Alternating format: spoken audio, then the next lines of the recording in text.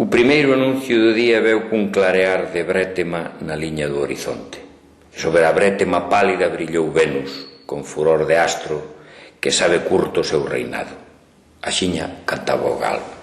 Despois os porcos gruñiron arredor da poza. Entón acordou o Carlitos, abaneou a cabeza no brandor lanudo da montura que lle servía de almofada, esfregou os ollos, incorporouse e respirou fondo o frescor da amañecida. Nun salto estaba en pé e saía do galpón á procura do cabalo que deixara no cercado. No rancho aínda dormían e unha quentura mala pasoulle pola cabeza. Volveu respirar con forza e colocoulle a cabezada ao baio brioso co que se ia dar un gusto que calquera tristura mataba.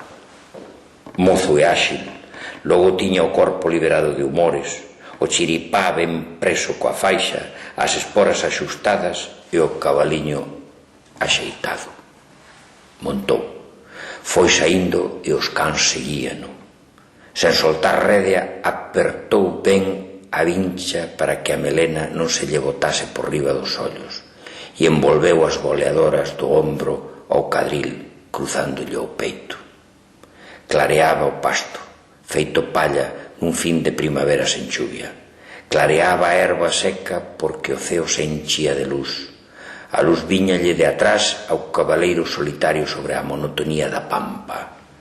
Cando a chaira se tinxiu de rubio, comprendeu que o sol estaba xurdindo e calculou o que tiña que facer coas esporas na barriga do baio.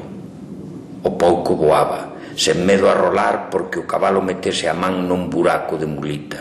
Para Carlos non existían as mulitas, os armadillos fozadores inimigos das grandes galopadas, nin as perdices que dardexaban asustadas polo bater dos cascos na terra endurecida, nin as ovellas que veaban aterrorizadas o seu paso atropelador.